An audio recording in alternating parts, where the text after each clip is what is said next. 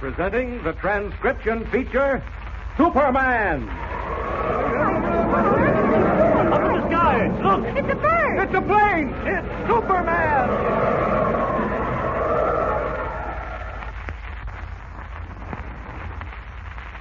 And now Superman, strange visitor from the planet Krypton, who has come to Earth resolved to lend his amazing physical powers to the fight for truth and justice. Superman, who can bend steel in his bare hands, leap tall buildings at a single bound, and who mingles with ordinary men disguised as Clark Kent, mild-mannered reporter for the Daily Planet newspaper. When Kent accompanied Professor A.B. Thorpe, middle-aged inventor of a new deep-sea diving bell, to the Caribbean Sea in search of a sunken Spanish gold treasure, he never anticipated running into so much varied adventure. But finally, the $2 million gold hoard was brought up from the bottom of the sea and placed on board Professor Thorpe's ship, the Juanita. As our story continues today, it is after midnight, and the Juanita is riding at anchor under a moonless sky. Two men have rowed out from the rocky shore, and at this very moment are crouched on deck with sharp steel-bladed knives clutched in their hands. One of them is Pete Escobar, a half-breed who has known about the Spanish gold for a long time and has come to steal it. The other is his henchman Carlos, a thin-lipped, sallow-cheeked desperado. As they wait, hiding behind the huge steel diving bell in which the gold is stored, Professor Thorpe, unable to sleep due to excitement, approaches, accompanied by Captain Maddox, skipper of the Juanita. Listen. I'd forgotten completely that you hadn't seen the gold we brought from that sunken Spanish ship, Captain Maddox. In the excitement, it just slipped my mind. Well, that didn't bother me, Professor. All I was interested in was getting you and the diving bell up from the bottom after that hurricane hit us. Well, you'll see the gold now. $2 million worth of Spanish doubloons. A king's ransom, Maddox. Enough to make my dream of building a scientific institute dedicated to the betterment of mankind become a reality. Well, we've certainly gone through enough to get it, sir. And the sooner we carry it back to America, the better I'll like it.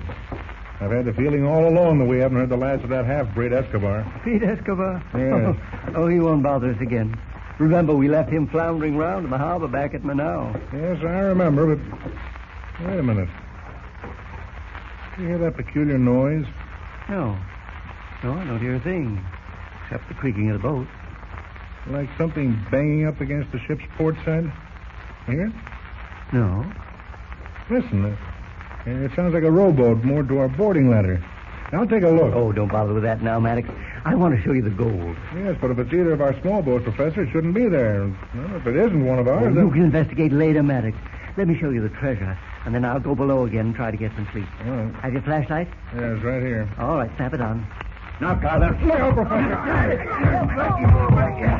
They're down, both of them. Good work, Carlos. Now, quickly, the gold in the Bathysphere into the sack. Someone else may come. Yes, Escobar. These boxes have much gold in them, eh? 5, 6, 7, 8. Only 2 more. Here they are. Now, you take one sack and I take the other. Quickly.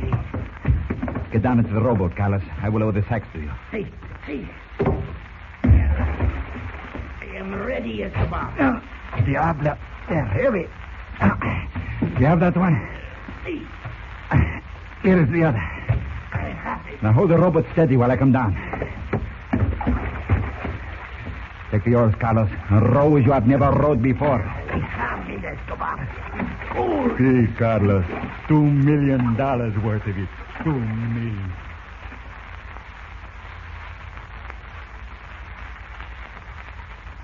It's just a shoulder wound and not very serious, Professor Thorpe. I'll wash it out and bandage it up. Let me have that warm water, Sarah. How is Maddox, Kent? Was he hurt badly? Yes, I'm afraid so. He's still unconscious. I took the liberty of ordering the Juanita to sail from Manau Harbor at once. Captain Maddox needs medical attention. You did the right thing, Kent. There we are. Oh. Now, the wound is washed out. Now I'll bandage it up for you.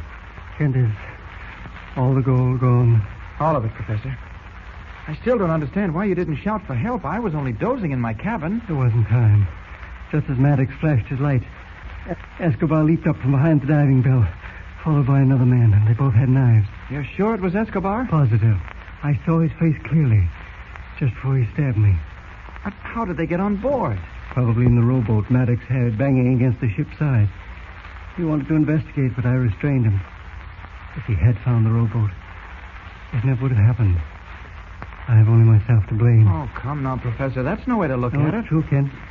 Not only have I lost the gold, but you say Maddox is seriously injured. He may die. If he does, His blood will be on my hands. Tell the first mate to pile the steam on.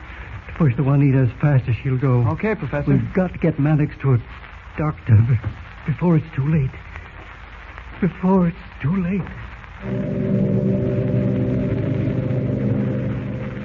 With the captain's life hanging by a thread, the staunch little ship plows across the vastness of the Caribbean Sea, heading for the nearest port, Manaus Harbor. In the meantime, back in the offices of the Daily Planet, editor Perry White, worried at not having heard from Kent and unable to reach the Juanita by radio, has assigned another reporter, Bill Wentworth, to locate the missing boat. Overhearing editor White's instructions to Wentworth, Jimmy Olsen, young Daily Planet copy boy and staunch admirer of Clark Kent, stows away aboard the plane Bill Wentworth charters for the trip. We find them now in the room of a small hotel in Manaus Harbor. Operator, have you put through my call to Mr. Perry White at the Daily Planet? Please, Mr. Wentworth, don't tell Mr. White. I didn't mean anything by it. Not much you didn't. Sneaking on board the plane and not showing yourself until we landed in Manaus Harbor. A very pretty trick. All right, maybe it was a trick, but I had to do what I had to, Mr. Wentworth. When I heard Mr. White tell you Clark Kent was missing, I couldn't stay behind. Clark's a friend of mine, and I give up my life for him. All right. Operator, cancel that call. Now stop bawling like a baby, Jimmy. I won't call Mr. White. Gee, Mr. Wentworth, you're swell. No, I'm just a soft-hearted fool. If I wasn't, I'd ship you back home on the first boat. However, I'm going to let you stay until we locate Kent and Professor Thorpe. On one condition. I'll do anything you say. All right. Now, this is the condition. You are never to leave my sight no matter what happens. Is that clear? Absolutely, Mr. Wentworth. And don't call me Mr. Wentworth. My name is Bill. Okay, Bill. What do we do first? Well, I got some information from the chief of the harbor police. The Juanita left here for an undisclosed destination 3 days ago and hasn't been heard from since. Oh, 3 days isn't such a long time, is it? Not ordinarily. There was a hurricane out at sea yesterday. Oh. Well, the Juanita is only a small boat, you know. I think the best thing we can do is charter another boat and go out looking for her. Yeah. Well, finding her is 100 to 1 chance, but it's worth a try. Mr. Wentworth. Huh? I mean, Bill, there's something I don't quite understand. Why did Clark Kent go on this trip with that professor? Well, according to the story in the papers, Thorpe planned to study deep-sea forms of marine life in his new Bathysphere, a diving bell. That's what I thought, but isn't it true? No, it isn't. Thorpe was searching for a treasure in Spanish gold, a $2 million treasure at the bottom of the sea. No wonder it was such a secret. Well, that's what worried Perry White, Jimmy. He had an idea someone else was in on the secret. Well, let's not waste any time. The quicker we get a boat, the quicker we can get on the way. Come on.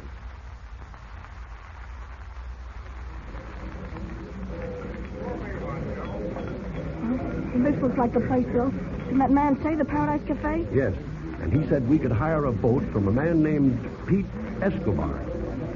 Maybe you'd better wait outside, Jimmy.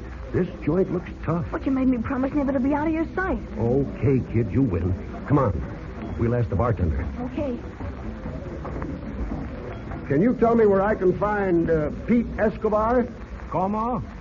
I'm looking for Pete Escobar. I want to hire a boat, and I understand he owns one. In the back room, you find Escobar. Well, thanks. Follow me, Jimmy. Right behind you, Bill. You can't say I like the looks of the cutthroats hanging around this dive. You stick close to me. I will. Here's the door. Mr. Escobar? Who told you to come in here? Oh, the bartender. I want to hire a boat. The man down at the dock said you had one for hire. Who are you? Well, my name is Wentworth, and this is my friend Jimmy Olsen. Oh. Now, come on in, Jimmy. Okay. Close the door. I don't hire my boat anymore. What you want it for? Fishing? No, we just thought we'd take a little cruise for a few days. We're going to look for a ship called the Juanita. A friend of ours is on it. And Jimmy. Oh. So you're looking for the Juanita, huh? You have a friend on the Juanita. Oh, boy, just fooling. We don't care about the Juanita. We just want to take a cruise. I see. You just want to take a cruise. It's too bad my boat is not for hire. Yes, we're sorry. Well, thanks just the same. Come on, Jimmy. Oh, wait, I'm tying my shoe. There, it's tied. Come on. Okay. Goodbye, Mr. Escobar. Adios. Hurry. Hurry, Jimmy. The quicker we get out of here, the better. You bet. Follow me to the street. Okay. Walk fast, Jimmy. Right back to the hotel. I got something to tell you. It's important. And to I've got plenty to tell you, young man. You never should have mentioned the Juanita. Suppose Professor Thorpe has already found the gold and is headed back here. We don't want any of these natives hanging around the ship. If Professor Thorpe did find the gold, then he hasn't got it now. What do you mean, Jimmy? Here, stop under the streetlight. Remember when I said I was tying my shoe? Yes. Well, I wasn't at all. I was picking something up from under the table Escobar was sitting at. What was it? I got it right here in my hand. Look. Good heavens. It's a gold doubloon. Dated 1784. That's right, an old Spanish gold piece. Jimmy, I think you've stumbled onto something. Yes, sir. Escobar must have the treasure Professor Thorpe was after. No wonder he looked so funny at us when you mentioned the Juanita. Do you think he's trying to make trouble for us, Bill? Jimmy, it's hard to... Wait. Look. Those two men who just came out of the cafe. Yes, sir. They act like they're looking for somebody. Jimmy, they're looking for us. They see us, Bill. They're coming after us. You're right, Jimmy. Come on. Run. Right. Run. What good will the old Spanish doubloon do, even as a clue to the disappearance of the Juanita? Now that Pete Escobar, because of Jimmy's slip, knows the two Americans are Clark Kent's friends. How can they escape Escobar's killers? And in the meantime, what of the Juanita nearing Manao Harbor? Don't forget to tune in next time and follow the thrilling story of sunken Spanish gold with Superman. And remember, tune in the next thrilling installment of the transcription feature, Superman. Up in the sky. Look. It's a bird. It's a plane.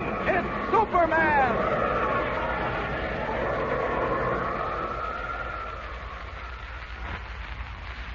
Superman is a copyrighted feature appearing in Action Comics magazine.